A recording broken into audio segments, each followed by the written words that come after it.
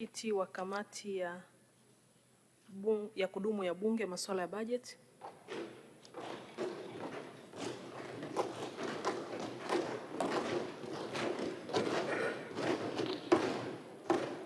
Mwenyekiti Mheshimiwa Mashimba Ndaki, karibu.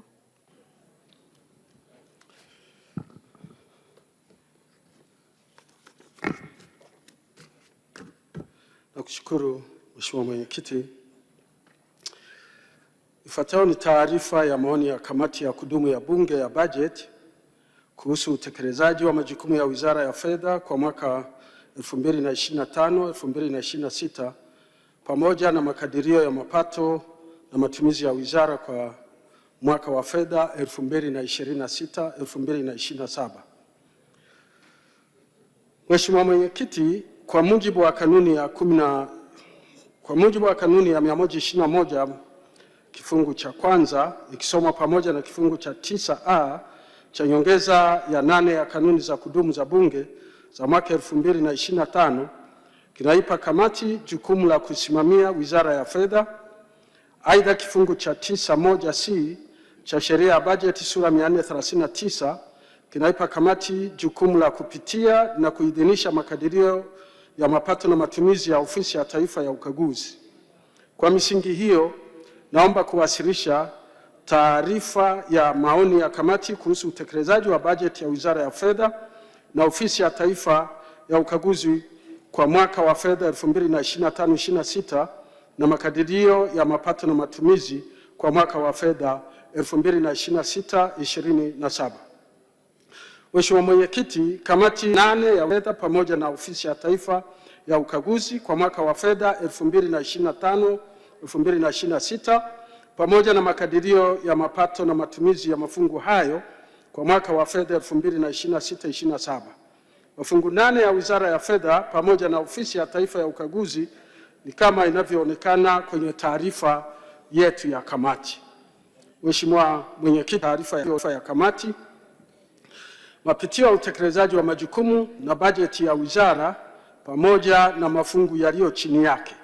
Mheshimiwa Mwenyekiti, katika mwaka wa fedha 2025-26 mafungu 8 ya Wizara ya Fedha yaliidhinishiwa na Bunge jumla ya shilingi trilioni 20 bilioni 176 milioni 95 na 200.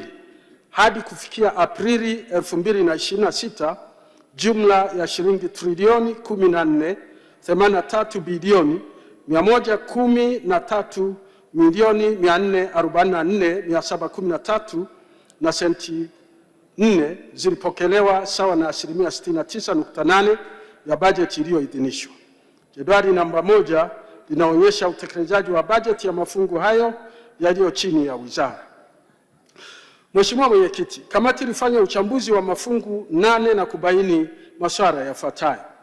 Fungu namba 1, deni la serikali.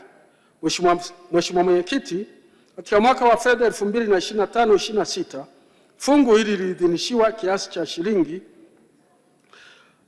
trilioni 14 bilioni 219 milioni 350,700 fanyika bajeti na kubaini kiasi kinachohitajika kulipa deni ni shilingi trilioni 14 bilioni 69 350 milioni 702,000. Marejeo hayo yalisababisha kushuka kwa mahitaji ya kulipa deni kwa shilingi bilioni 150. Kushuka huko kulitokana na kuimarika kwa kupungua kwa viwango vya riba vya marejeo vinavyotumika kimataifa, yani secured overnight financing rate, iliyotumika katika maandalizi ya bajeti. Kiasi hicho cha fedha kilihamishiwa kwenye mafungu mengine yaliyokuwa na uhitaji wa fedha. Jedwali namba 2 kwenye taarifa ya kamati linaonyesha mchanganuo wa malipo ya deni. Mheshimiwa Mwenyekiti, hadi kufikia Aprili 2026 fungu hili lilikuwa limepokea jumla ya shilingi trilioni 9 bilioni 752 328 milioni na 10,000 sawa na 69.32% ya bajeti iliyoidhinishwa.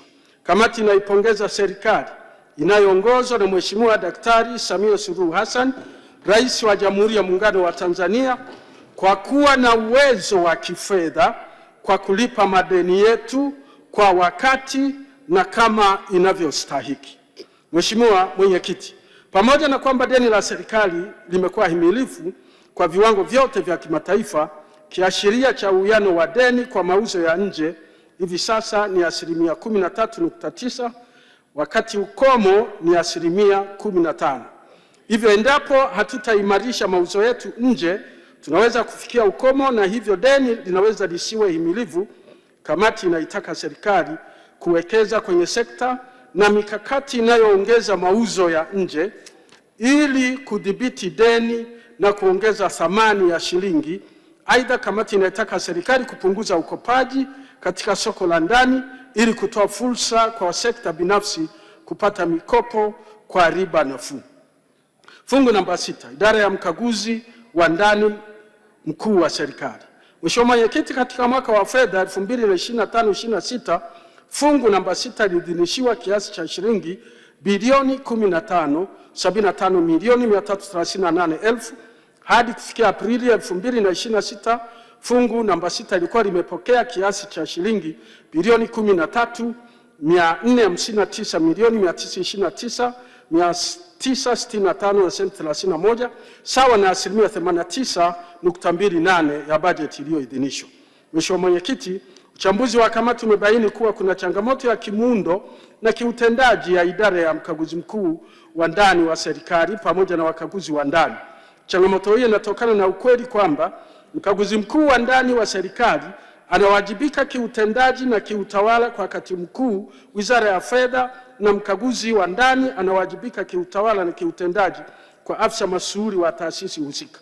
Hata hivyo, muundo huu umeonekana kuwa na changamoto ambapo sheria ya ukaguzi wa umma sura 418 haimpi mamlaka mkaguzi mkuu wa ndani wa serikali kuwawajibisha wakaguzi wa ndani pindi wanapobainika kutenda makosa.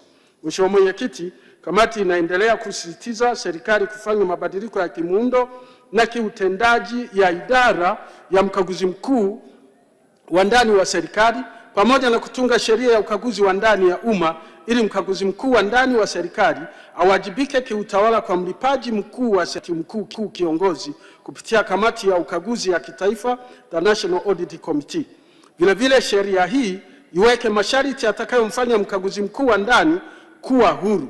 Aidha, kwa kuwa fungu hili ndilo linalohusika na ukaguzi wa madeni ya wazabuni, wakandarasi na watoa huduma, kamati inaitaka serikali kuhakikisha uhakiki unafanyika ndani ya siku 21 baada ya kupokea nyaraka, kuondoa changamoto ya ucheleweshaji wa malipo kwa kigezo cha uhakiki. Fungu namba 13, kitengo cha kudhibiti fedha haramu. Mheshimiwa Mwenyekiti, katika mwaka wa fedha 2025/26 tengo kilidhinishiwa kiasi cha shilingi bilioni 5,162,443,000. Hata hivyo, baada ya uhamisho, bajeti ya fungu hili ilikuwa shilingi bilioni 6,955,501 ya kawaida. Hadi kufikia Aprili 2026 kitengo kilikuwa kimepokea kiasi cha shilingi bilioni 5,663,305,859 kwa ajili ya matumizi ya kawaida sawa na 109.7% ya bajeti iliyoidhinishwa. Mheshimiwa Mwenyekiti, kamati ilibaini kuwa kitengo hiki bado kinakabiliwa na changamoto zifuatazo.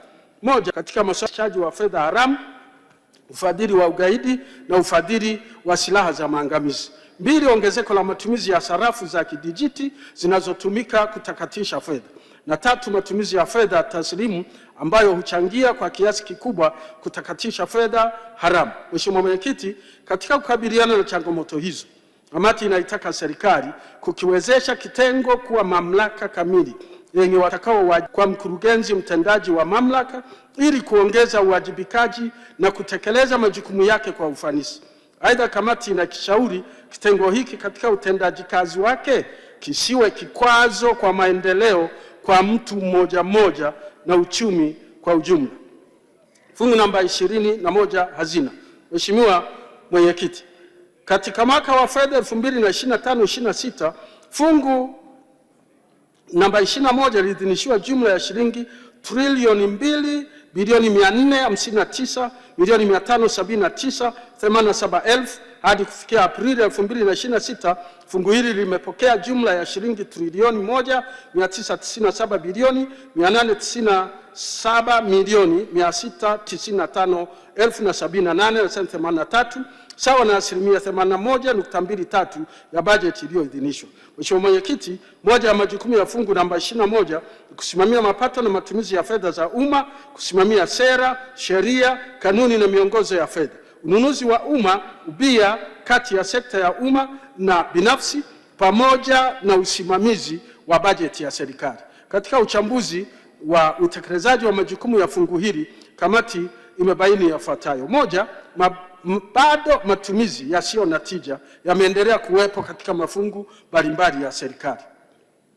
La pili, uchumi wetu kwa kiasi kikubwa unaendeshwa na matumizi ya serikali, ambapo ushirikishwaji wa sekta binafsi kwa njia ya ubia ni hafifu, na hivyo endapo mapato ya serikali yatatetereka, ni wazi kwamba tunaweza kuwa na msukosuko kwenye uchumi wetu. Tatu, maafisa mashauri kupanga bajeti bila kuzingatia hali ya uchumi na hali ya upatikanaji wa fedha kwa serikali. Nne, maafisa mashauri kutofuata sheria ya bajeti na sheria nyingine za kusimamia matumizi na kutekeleza miradi ya maendeleo. Tano, serikali kuuziwa bidhaa na huduma kwa bei ya juu kuliko gharama za soko, pamoja na kutumia mfumo wa kidijitali wa NeST kufanya manunuzi. Na mwisho, matumizi mabovu ya rasilimali za umma kama vile magari. Mheshimiwa Mwenyekiti, kamati inaitaka serikali kuhakikisha kuwa inashughulikia changamoto hizo katika mwaka wa fedha 2026/27 na kuacha utaratibu wa kupanga bajeti bila kuzingatia hali ya uchumi na upatikanaji wa fedha ifikapo mwaka 2027/28. Fungu namba 22, huduma za mfuko mkuu wa serikali. Mheshimiwa Mwenyekiti, katika mwaka wa fedha 25/26 fungu hili liliidhinishiwa kiasi cha shilingi trilioni 3 bilioni 147 milioni 920,108,000 hadi kufikia Aprili 2026, jumla ya shilingi trilioni 2 bilioni 33 milioni 607,754,261 na senti 47 zimepokelewa sawa na asilimia 64.6 ya bajeti iliyoidhinishwa. Mheshimiwa Mwenyekiti, fungu hili lina jukumu la kuandaa majibu ya hoja za ukaguzi zilizoiburiwa na mdhibiti na mkaguzi mkuu wa hesabu za serikali. Hata hivyo, taarifa ya mdhibiti na mkaguzi mkuu wa hesabu za serikali ya mwaka 2024/25 ilibaini kuwa asilimia 67 ya hoja zilizoiburiwa kwenye ripoti ya serikali kuu hazijafanyiwa kazi na kutolewa mrejesho, na baadhi ya hoja ni za miaka 17 hadi 19. Kutofanyiwa kazi kwa hoja hizi imepelekea hoja nyingi kujirudia mara kwa mara, na hivyo kuendelea kupunguza ufanisi wa matumizi ya fedha za umma pamoja na utekelezaji wa shughuli za serikali. Mheshimiwa Mwenyekiti, kwa kuzingatia umuhimu wa kufanyia kazi hoja za ukaguzi katika kuimarisha na kuongeza ufanisi wa matumizi ya fedha za umma, kamati inaitaka serikali kupitia fungu hili kuhakikisha inafuatilia na kuandaa majibu ya hoja za ukaguzi ili bunge liweze kuishauri serikali. Aidha, taarifa hiyo iwe inawasilishwa kwenye kamati ya PAC na LAC ambao kwa mujibu wa kanuni wataleta mrejesho wa utekelezaji wake bungeni. Vile vile, kamati inalishauri bunge lako tukufu, Mheshimiwa Mwenyekiti, kwamba mapendekezo yaliyowasilishwa serikalini kwa ajili ya kuchukua hatua za kinidhamu kwa wabadhirifu yabainishe ni nani mhusika, hatua zipi zichukuliwe ili kuleta uwajibikaji na nidhamu ya fedha za umma. Hali ilivyo hivi sasa, mapendekezo mengi yanapelekwa serikalini kiujumla, na hivyo kutoa mwanya wa lipi lifanyiwe kazi na lipi lisifanyiwe kazi yoyote. Fungu namba 23, idara ya mhasibu mkuu wa serikali. Mheshimiwa Mwenyekiti, katika mwaka wa fedha 2025/26 idara ya mhasibu mkuu wa serikali iliidhinishiwa kiasi cha shilingi bilioni 103,865,776,000 hadi kufikia mwezi Aprili 2026 idara ilipokea kiasi cha shilingi bilioni 114,667,357,109 sawa na asilimia 110.4. ya bajeti iliyoidhinishwa. Ufanisi wa utekelezaji wa bajeti ulitokana na nyongeza ya bajeti ya matumizi ya kawaida ya shilingi bilioni 39,180 milioni, na hivyo kuifanya bajeti ya matumizi ya kawaida kufikia kiasi cha shilingi bilioni 138,214 milioni na 314. Mheshimiwa Mwenyekiti, moja ya jukumu la fungu hili ni kusimamia mfuko mkuu wa serikali. Hata hivyo, mifuko hii bado imeendelea kukabiliwa na changamoto zifuatazo: moja, bajeti ya mifuko kutengwa chini ya makusanyo halisi; mbili, fedha zinazowasilishwa kwenye mifuko kutokana na makusanyo kuwa chini ya kiasi kilichokusanywa kutokana na changamoto za ukwasi kwenye mfuko mkuu; na tatu, matumizi ya fedha zilizopo kwenye akaunti za mifuko kuhitaji idhini ya mlipaji mkuu wa serikali ili zitumike, jambo ambalo limekuwa likisababisha kuchelewa kutekeleza miradi iliyoko chini ya mifuko hiyo. Mheshimiwa Mwenyekiti, kwa kuzingatia malengo ya kuanzishwa mifuko hiyo maalum, yaani kuwa na uhakika wa rasilimali fedha za kutekeleza miradi muhimu ya reli, bandari, barabara, maji na mawasiliano, hivyo kamati tunaitaka serikali kuhakikisha Mamlaka ya Mapato Tanzania inapokusanya mapato kutoka vyanzo mahususi kuyawasilisha kwenye mifuko husika moja kwa moja. Hatua hii itasaidia kuondokana na changamoto hizo ili kuwezesha fedha za mifuko kutumika kama ilivyokusudiwa. Aidha, fedha zilizoko kwenye akaunti za mifuko zitumike kwa malengo yaliyokusudiwa kwa utaratibu uliowekwa. Fungu namba 50, Wizara ya Fedha. Mheshimiwa Mwenyekiti, katika mwaka wa fedha 2025/26 fungu hili liliidhinishiwa jumla ya shilingi bilioni 219,74 milioni 933,200 kwa ajili ya matumizi ya kawaida na maendeleo. Hadi kufikia Aprili 2026, jumla ya shilingi bilioni 161 milioni 495,992,184 na senti 50 zimetolewa sawa na asilimia 73.72 ya bajeti iliyoidhinishwa.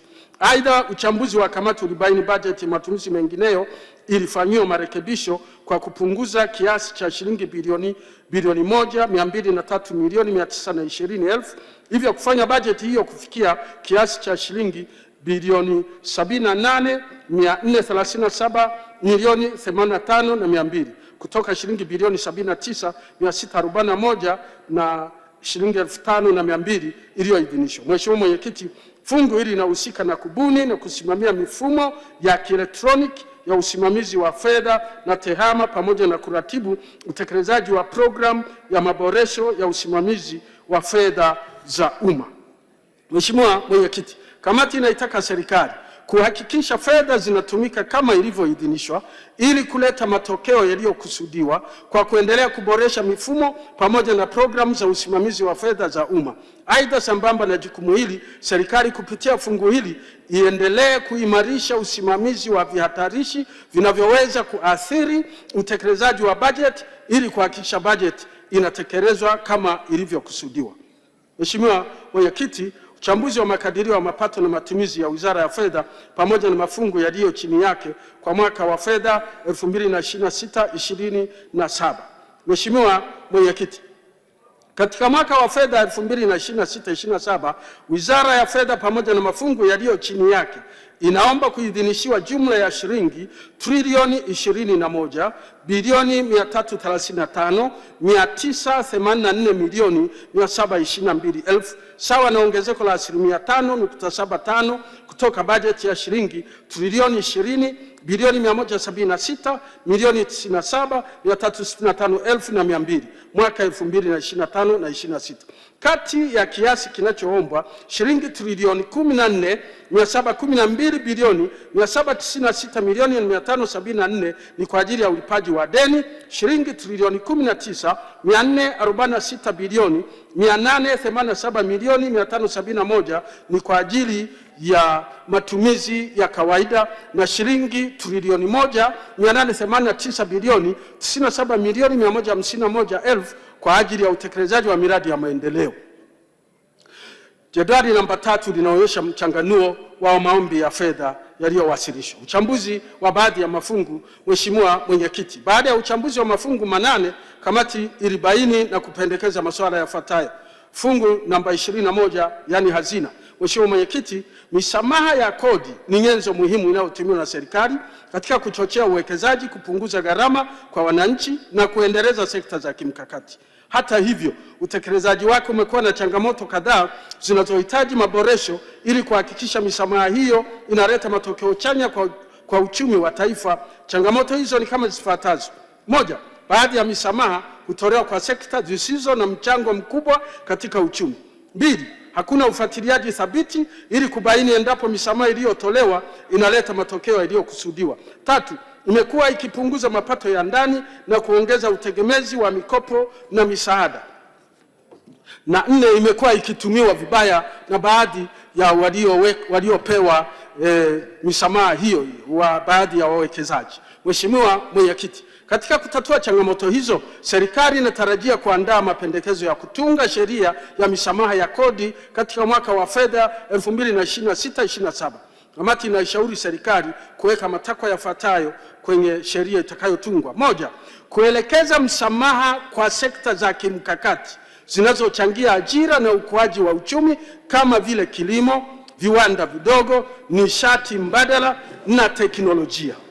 Mbili, kufanya tathmini kila mwaka ya athari za misaada ya kodi kwa mapato ya serikali. Fungu namba 50, Wizara ya Fedha. Mheshimiwa Mwenyekiti, katika mwaka wa fedha 2026/27, moja ya vipaumbele vya fungu 50 ni kutunga sera ya usimamizi wa mali za umma na mkakati wa utekelezaji wake. Hata hivyo, kumekuwa na changamoto mbalimbali katika usimamizi wa mali za umma kama vile kutokuwepo kwa mpango madhubuti wa matengenezo ya mali, ukosefu wa hatimiliki za baadhi ya mali, kuwepo kwa mali zilizotelekezwa, hali inayopelekea mali za umma kuwa katika hatari ya kuvamiwa na kutumika vibaya na hivyo kusababisha taifa kupata hasara. Mheshimiwa Mwenyekiti, kamati inaitaka serikali kuharakisha utungaji wa sera hiyo pamoja na mkakati wake ili utekelezaji wa sera ya usimamizi ili mali za umma zitumike kwa ufanisi na kwa usalama zaidi. Mapitio ya utekelezaji wa bajeti Ofisi ya Taifa ya Ukaguzi, yani fungu namba 45. Mheshimiwa Mwenyekiti, Ofisi ya Taifa ya Ukaguzi ina jukumu la kufanya ukaguzi wa mapato na matumizi ya serikali kama ilivyoidhinishwa na Bunge. Majukumu mengine ya ofisi hiyo ni kama yanavyoonekana kwenye taarifa ya kamati. Mheshimiwa Mwenyekiti, Ofisi ya Taifa ya Ukaguzi kwa mwaka wa fedha 25/26 iliidhinishiwa jumla ya shilingi bilioni 123,362 milioni na 123,000. Aidha, fungu hili lilipangiwa kukusanya maduhuri yenye jumla ya shilingi 843 milioni na 4,000. Hadi mwezi Aprili 2026 fungu limepokea jumla ya shilingi bilioni 99 milioni 79,159,647 sawa na 87.89% ya bajeti yote. Kamati inampongeza sana Mheshimiwa Daktari Samia Suluhu Hassan, Rais wa Jamhuri ya Muungano wa Tanzania, kwa kuhakikisha fungu hili linapata fedha za kutosha kwa ajili ya kuwezesha ofisi hii kutekeleza majukumu yake ya kikatiba ya udhibiti na ukaguzi wa fedha za umma. Changanuo wa utolewaji wa fedha hizo ni kama unavyoonekana kwenye jedwali namba 4. Swala ya msingi yaliyobainika katika utekelezaji wa majukumu ya ofisi ya mdhibiti na mkaguzi mkuu wa hesabu za serikali. Mheshimiwa Spika, Mheshimiwa Mwenyekiti, katika mwaka wa 2025/26 ofisi imefanikiwa kufanya yafuatayo. Moja, kufanya kaguzi 1626 za mapato na matumizi chini ya serikali kuu, mikoa na mamlaka za serikali za mitaa na mashirika ya umma. 2, kukamilisha ripoti kuu 6. 3, uanzishwaji wa programu za mafunzo kupitia kituo cha mafunzo cha ofisi ambapo mafunzo ya awali yameendelea kutolewa kwa njia ya mtandao. 4, kuendelea na ujenzi wa ofisi za ukaguzi katika mikoa ya Mwanza na Ruvuma. Na Mheshimiwa Mwenyekiti, hata hivyo kuna changamoto katika Ofisi ya Taifa ya Ukaguzi na kamati ilibaini kwamba fungu hili lilikuwa linakabiliwa na changamoto zifuatazo. Moja, ushirikishwaji wa ofisi usioridhisha wakati wa uanzishwaji wa mifumo mbalimbali inayotumiwa serikalini. 2, mishahara ya watumishi wa Ofisi ya Taifa ya Ukaguzi kutofanyiwa mapitio kwa muda mrefu. Tatu, mahitaji endelevu ya vitendea kazi hususan kompyuta, printer, magari na mazingira bora ya kazi. Na Mheshimiwa Mwenyekiti, kamati inaishauri serikali kuendelea kuongeza fedha kwenye fungu namba 45 ili ofisi iweze kutekeleza majukumu yake kwa ufanisi, pamoja na kufanya mapitio ya mishahara ya ofisi hiyo, ambayo hivi sasa kuna baadhi ya wakaguzi wanatamani kuhamia katika ofisi za wakaguliwa wengine, jambo ambalo linaweza kuathiri utendaji kazi wa ofisi hii. Makadirio ya mapato na matumizi ya Ofisi ya Taifa ya Ukaguzi. Mheshimiwa Mwenyekiti, katika mwaka wa fedha 2026/27 Ofisi ya Taifa ya Ukaguzi inatarajia kukamilisha utekelezaji wa mpango mkakati wa miaka mitano unaoanza 2021/22 mpaka 2025/26 uliorejewa mwaka 2023/24 ambao unajielekeza katika kuimarisha kazi ya ukaguzi wa sekta ya umma nchini. Kimsingi, ofisi imelenga kutekeleza vipaumbele vifuatavyo: ukaguzi wa mapato na matumizi ya serikali, ukaguzi wa ufanisi, ukaguzi wa kiufundi, ukaguzi wa mifumo, ukaguzi wa kiuchunguzi, pamoja na ukaguzi wa miradi ya maendeleo. Kuzijengea uwezo kamati za kudumu za Bunge na za usimamizi katika kuelewa majukumu yake, mamlaka ya CAG, uchambuzi wa ripoti za CAG na utambuzi wa mbinu za kufanya ufuatiliaji wa matumizi ya fedha za utekelezaji wa shughuli mbalimbali za maendeleo. Mwisho, usimamizi mahususi wa utekelezaji wa dira ya maendeleo ya taifa ya mwaka 2050. Mheshimiwa Mwenyekiti, katika mwaka wa fedha 2026/27 Ofisi ya Taifa ya Ukaguzi imetengewa jumla ya shilingi bilioni 132,224,661,000. Kati ya fedha hizo shilingi bilioni 120 milioni 396 na 661,000 ni kwa ajili ya matumizi ya kawaida. Shilingi bilioni 8,828 milioni ni fedha za ndani za maendeleo, na shilingi bilioni 3 ni fedha za nje. Aidha, fungu limeidhinishiwa kukusanya maduhuri yenye jumla ya shilingi 485,334,000 kwa ajili ya kwenda mfuko mkuu wa serikali. Jedwali namba 5 kwenye taarifa ya kamati linaonyesha ulinganifu wa bajeti ya ofisi ya mkaguzi na mdhibiti mkuu wa fedha za umma. Maombi ya fedha ya Wizara ya Fedha pamoja na Ofisi ya Taifa ya Ukaguzi mwaka 2026/27. Mheshimiwa Mwenyekiti, jumla ya fedha zote zilizoombwa na mafungu 8 ya Wizara ya Fedha pamoja na Ofisi ya Taifa ya Ukaguzi kwa mwaka 26 na 27 ni shilingi trilioni 21 bilioni 468 milioni 209,383,000. Kati ya fedha hizo shilingi trilioni 19,567 bilioni 284 na 232,000 ni kwa ajili ya matumizi ya kawaida. Shilingi trilioni 1,900 bilioni 925 milioni 151,000 ni kwa ajili ya fedha za miradi ya maendeleo. Jedwali namba 6 kwenye taarifa ya kamati linaonyesha maombi hayo ya fedha. Mheshimiwa Mwenyekiti, mapendekezo ya kamati. Baada ya kamati kupitia utekelezaji wa bajeti ya Wizara ya Fedha na Ofisi ya Taifa ya Ukaguzi kwa mwaka wa fedha 25/26 pamoja na makadirio ya mapato na matumizi kwa mwaka wa fedha 26/27, kamati ina maoni yafuatayo: Moja, kuanzisha sera ya Benki ya Maendeleo pamoja na kufanya mapitio ya muundo na uendeshaji wa Benki ya Maendeleo ya Kilimo Tanzania. Mheshimiwa Mwenyekiti, Benki ya Maendeleo ya Kilimo Tanzania TADB ilianzishwa kwa lengo la kuwa ni benki ya maendeleo ya kilimo kwa dhana ya kupatikana mikopo nafuu na ya muda mrefu ili kuleta mapinduzi ya sekta ya kilimo nchini. Kwa sasa benki hii ina mtaji wa shilingi bilioni 452.4. Tangu kuanzishwa kwake imekuwa ikitoa mikopo kama benki ya kibiashara na kusimamiwa na sera za sheria zinazoongoza sekta ya fedha kibiashara.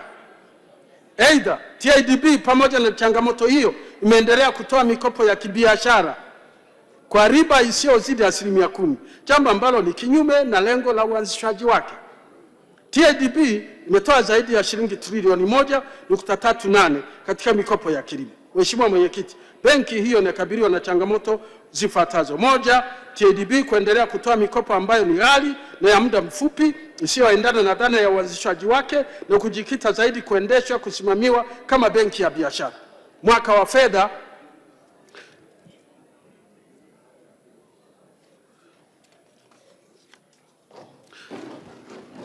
2, TADB ina upungufu mkubwa wa mtaji, jambo ambalo linahitaji hatua madhubuti na za haraka ili kuendana na malengo ya dira 2050, ikiwemo kufanyika tathmini ya haraka kuunganisha TADB na benki ya uwekezaji yani TIB ili kuwa na benki moja kubwa ya maendeleo ya kilimo na viwanda, pamoja na kutafuta wabia wa kimataifa na kuiorodhesha kwenye soko la hisa. Hatua hizo zitasaidia benki hii kutimiza lengo la uanzishwaji wake.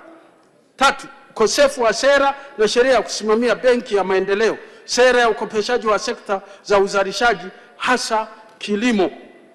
Mheshimiwa Mwenyekiti, kamati inaishauri serikali kuanzisha sera ya benki ya maendeleo, kufanya mapitio ya sera ya maendeleo ya viwanda, pamoja na kufanya mapitio ya kina ya muundo na uendeshaji wa benki ya maendeleo ya kilimo TADB ili ijiendeshe kama benki ya maendeleo na si kama ilivyo hivi sasa. Hatua hiyo itawezesha benki hiyo kutekeleza majukumu yake kikamilifu ya kutoa dhamana, mitaji nafuu na ya muda mrefu kama benki ya maendeleo badala ya kuendelea kufanya kazi kama benki ya kibiashara. Namba 2, kuanzishwa kwa sera mahususi ya ufadhili wa sekta za kilimo na sekta zingine za uzalishaji. Mheshimiwa Mwenyekiti, kwa kutambua kwamba Wizara ya Fedha ndiyo inayosimamia sera za fedha, sasa ni wakati mwafaka wa kuanzisha sera ya ugharamiaji wa sekta ya kilimo.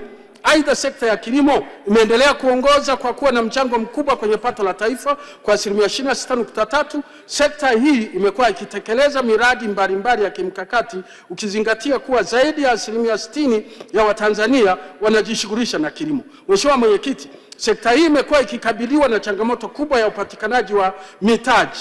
Mfano, mikopo yote iliyoingia kwenye uchumi kwa kipindi cha mwaka mmoja ni zaidi ya shilingi trilioni 40, ambapo sekta ya kilimo ilipokea kiasi cha shilingi trilioni 4 tu, sawa na wastani usiozidi 10% ya mikopo yote. Mheshimiwa Mwenyekiti, kamati inaitaka serikali kuanzisha sera mahususi ya ugharamiaji kwa sekta ya kilimo, mifugo, misitu na uvuvi ambazo zitasaidia ukuaji wa sekta za uzalishaji na kuchochea viwanda. Namba 3, ubia baina ya sekta ya umma na sekta binafsi. Mheshimiwa Mwenyekiti, dira ya maendeleo ya taifa ya mwaka 2050 imeweka wazi kuwa ubia baina ya sekta ya umma na sekta binafsi ni nguzo muhimu ya utekelezaji wa malengo ya taifa. Dira inasisitiza kuwa sekta binafsi ndio injini ya ukuaji wa uchumi na PPP ni chombo cha kuhakikisha sekta binafsi inashiriki kikamilifu katika miradi ya maendeleo ya kitaifa.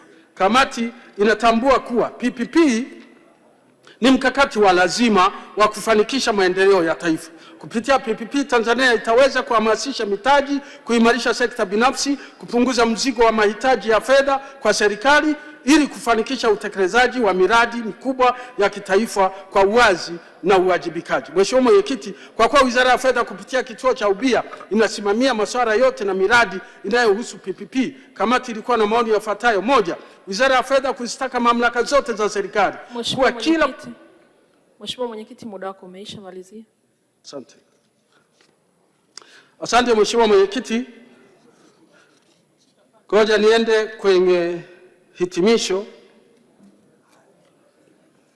Lakini kabla ya hitimisho niseme jambo moja kuhusiana na Mamlaka ya Mapato Tanzania kuajiri na kuwajibisha watumishi wake. Mheshimiwa Mwenyekiti, Mamlaka ya Mapato Tanzania ilianzishwa kwa mujibu wa Sheria ya Mapato sura 399. Aidha, kifungu cha 21 cha sheria hiyo imeipa TRA mamlaka na uhuru wa kuajiri na kushughulikia masuala ya kiutumishi yanayowahusu watumishi wake. TRA imekuwa ikitumia mamlaka hayo tangu kuanzishwa kwake mwaka 1996 hadi Julai 2019 ambapo mamlaka hayo yaliondolewa kwa tamko la ujumla la serikali. Kufuatia mabadiliko hayo, mamlaka imekuwa na changamoto ya uwezo wa kuajiri na kufuta kazi watumishi hasa kwa utovu wa nidhamu na ubadhirifu wa pesa ipate idhini kutoka utumishi wa umma, hali ambayo imekuwa ikisababisha baadhi ya watumishi kuhamishwa wakati walistahili kufukuzwa na wengine kurejeshwa kazini ili hali mamlaka ilitaka wafukuzwe. Mheshimiwa Mwenyekiti, kwa kuzingatia unyeti wa mamlaka ya mapato Tanzania katika kuiwezesha serikali kutimiza malengo yake. Mheshimiwa Mwenyekiti, tunakushukuru.